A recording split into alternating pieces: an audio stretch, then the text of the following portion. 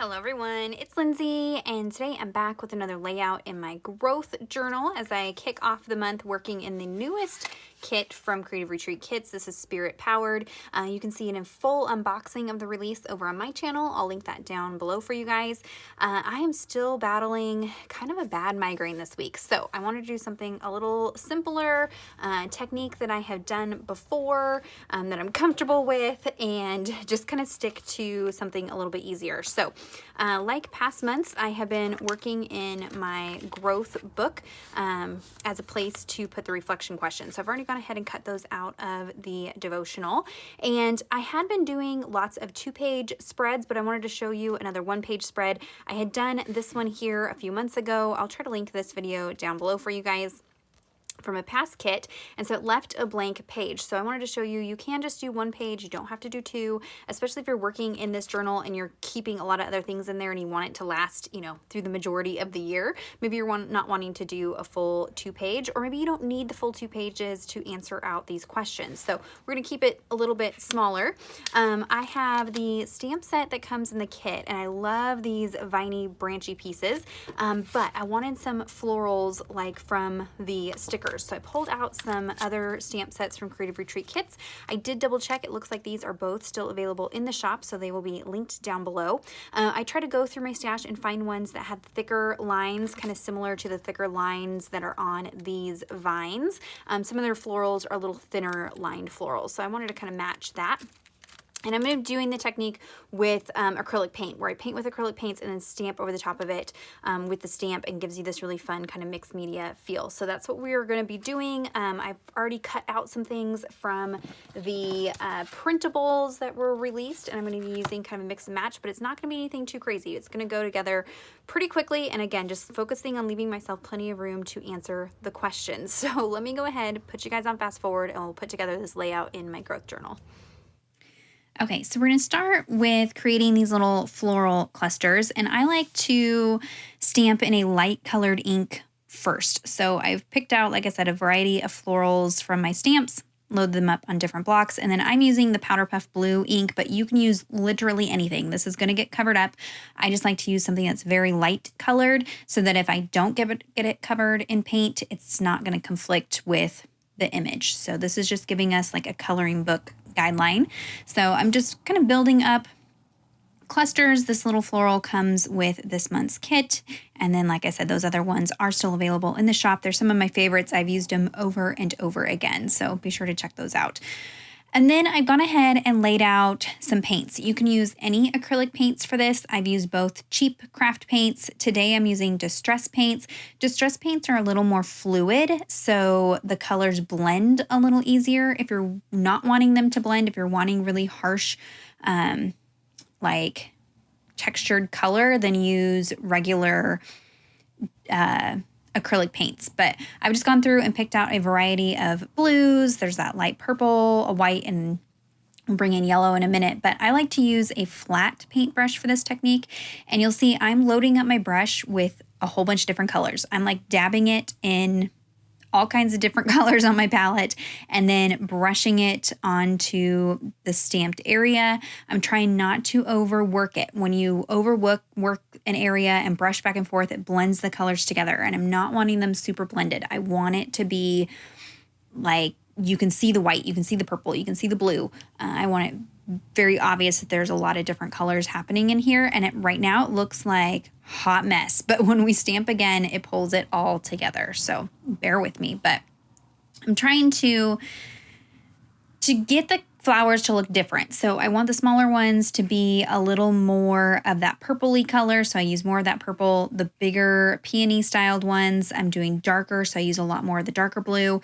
And then those little tulipy ones, I use kind of the lighter blue. So depending on, what color you lay down the heaviest, that will be the predominant color of that item that you're painting in. I think that seems obvious, but if you get into dabbing every single color for every flower, they might look exactly the same. So, just kind of play with it. And the fun thing about this technique is it's meant to be messy and imperfect. So there really is not a way to mess it up.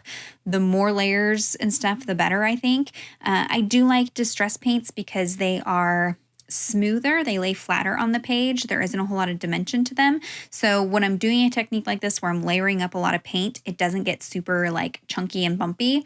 It stays pretty flat. If you're using regular acrylic paints, especially if you're using like heavy body acrylic paints, it's going to be a lot more textured. So just keep that in mind.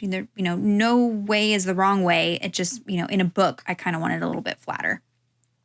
So I made sure that those layers were good and dry before I came in and added the little yellow centers. I didn't want the yellow to mix with the colors underneath, so I just make sure to dry what's underneath. Distress paints are permanent once they are dry, so it makes it very easy to work on top of them. However, distress paints are similar to other distress products in that they have a combination of colors in them. So when I dried this, the white drew out a pink from the chipped sapphire blue color. I have no idea where it came from, but all my white turned kind of a pink color, which was fine. It worked fine, but that's just kind of the surprise that you get with distressed products. So once all of those were dry, I'm now going back in and re-stamping. So I'm stamping now in some archival ink. Because I'm stamping over the top of acrylic paint, you want to use StazOn or archival ink, something like that. And I'm just using the exact same stamps, inking them up and stamping right over the top of those images I had painted. And you can see this is bringing back those lines and really pulling those florals together so that they look like flowers, not blobby, inky messes. You could use different colored inks if you wanted to. I'm just using black here today, but you could use even whatever color you want for this. So for the leaves, I decided to go ahead and stamp first and then paint. That first one I stamped down, you can see wasn't stamped perfectly, but that's okay. I'm going to come back in with a micron pen to clean things up anyways, so I'm not worried about it. Sometimes with longer, thinner stamps, it's hard to get them lined back up. So if I had stamped them in the blue first and then painted and then the black, I may have had kind of a halo or a slight off stamping with the black. And not that that's awful. I just, the areas that I'm painting in are so tiny, I didn't really worry about stamping twice. So just filling that in. If you wanted additional space to write on this page, maybe think about stamping in a lighter color. So rather than black, stamp in like maybe that waterfall blue or something like that. And then it's easier to write over the top of these stamped areas, but I should have plenty of room. So I'm going to go in with the same technique for the inner part of these leaves. I've just got a couple of greens out there. I think it's like pine needles and evergreen bough mixed with a little bit of white. And I'm not upset if some of the blue or something gets in there. It's okay. It's supposed to be kind of messy. I'm trying to keep it confined to the open area, but if anything gets out of line, don't worry. We're going to go back in and kind of clean up the lines with a pen. So just quickly filling those in. These smaller areas, it's a little bit harder to have different colors. It's like as soon as you brush it on, it's all blending the colors together. So it just goes quick. You just got to play with it. You can go back in and add color if you want to. Here I'm just adding some splatters just to kind of fill things in. Distress paints, again, are water reactive like other distress products. So when you add water, it like maintains its color intensity and just becomes very, very, very fluid. When you're cleaning these up, it's better to clean them up with a dry paper towel first and then wipe up maybe with a baby wipe. Don't go straight in with a wet towel because it just liquefies this paint and makes a giant mess. So clean up with a dry towel, trust me. So made sure that was good and dry, and then now I'm going in with a micron pen and, like I said, just cleaning things up. So anywhere where the stamped image wasn't perfect, like on this area right here, or anywhere where I got the paint onto the black line, I'm just going back over it with the micron pen, and that just cleans it right up. You can do this with any stamping. If you're stamping with a black ink, typically a micron pen will match that, and you can kind of fix any stamping errors. So at first, I thought I would use these circle images from the printables. This is what I had laid out at the beginning of the video. But once I got it on here, it was just really heavy and conflicting with the images that I had painted in. So scrap that idea. I'll save those for some other project.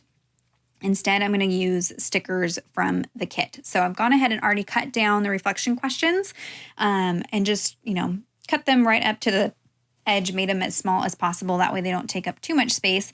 And then I'm using some of the heart stickers from the sticker sheet just to kind of bullet point these. And I'm just eyeballing things, trying to give myself room to write. I'm kind of reading the questions ahead of time to see if I think I need, a little extra room and that kind of thing. Because again, the whole point of this is to give me space to write down my response to the reflection questions.